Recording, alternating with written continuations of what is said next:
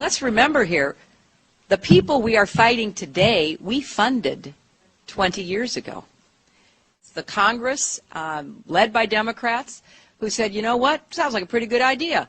Let's deal with the ISI and the Pakistani military, and let's go recruit these Mujahideen, and let's get some to come from Saudi Arabia and other places. Let's be careful what we sow, because we will harvest. So we then left Pakistan.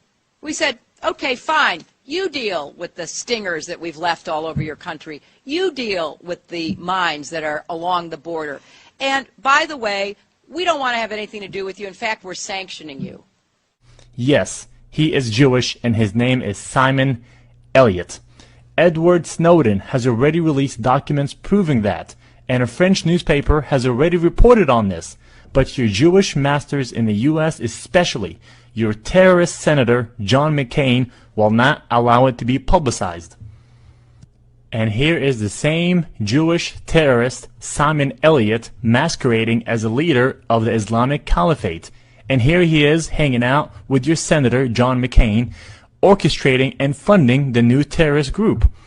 This is all nothing but a charade.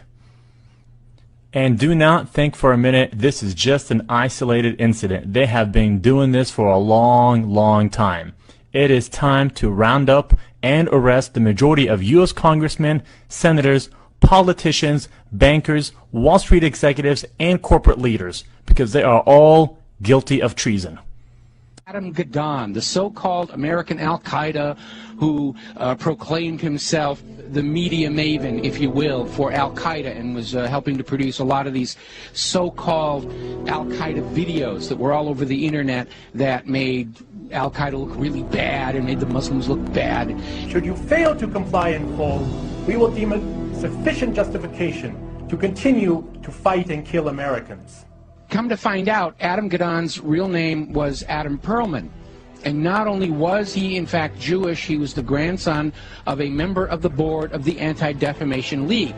And if you've been following the history of the Anti-Defamation League, you will find out they've been very much involved in covertly supporting a lot of these so-called American Nazi movements. In fact, all the way back, just about the time of World War II, there was this scandal where the head of the American Nazi Party, which had a total membership of like 6, and yet they were getting all this press, was arrested for embezzling from his sponsors, which turned out to be the ADL, so that kind of blew up in their faces. So anyway, we have Adam Perlman, and he's been going around saying, I'm Al-Qaeda, I'm Al-Qaeda, see, I got a turban on my head, I'm a terrible Muslim, gotta hate me, gotta be afraid of me, and of course everybody's laughing at him now because we all know who he is. Okay, so they have brought in the understudy, and there is a new American Al-Qaeda named Yusuf al-Khattab. Ooh, big scary name, and they've got a picture of him out there where he's holding all these guns and knives, and he's dressed up like a wannabe Rambo, and he's scowling at the camera, and he supposedly has this website with things in it, like pictures of the Statue of Liberty with an axe buried in the back of the head. I mean, very heavy-handed, very over-the-top. There was also a link to a puppet show mocking Danny Pearl's beheading. Take a look.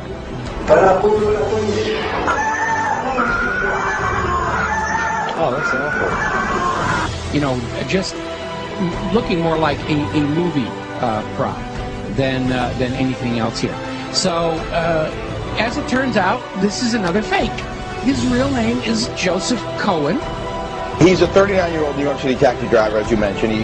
He called himself Yusuf al-Khattab, but he was born Joseph Cohen here in America. He is a Jew. And he is another manufactured front to try and convince Americans that Al-Qaeda is actually here in the United States.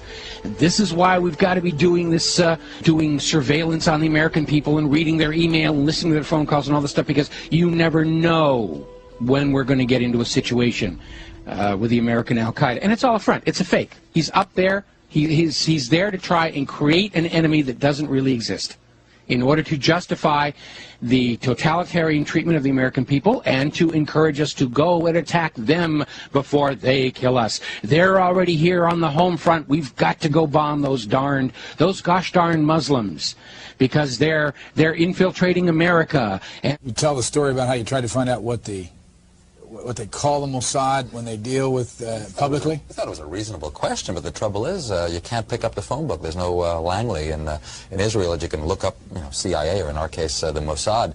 We thought we should ask, what shall we call it in English? You can translate the Hebrew words, as I said, Mossad is institute, but when they write a letter to their friends in the CIA or the British intelligence, what do they call themselves? It took a while. It was a matter of asking the Prime Minister's spokesman. The best you could do, because officially the Mossad is under the Prime Minister's office. And I think he sort of wondered why you want to know and all that, so we explained. And he came up with the Israeli Secret Intelligence Service. I mean, if it were to have initials, it would be ISIS. Just simple words like that. Interestingly enough, kind of a British model. The British don't really like the names MI5 and MI6 for... Did you get that? ISIS. ISIS. Israeli Secret Intelligence Service.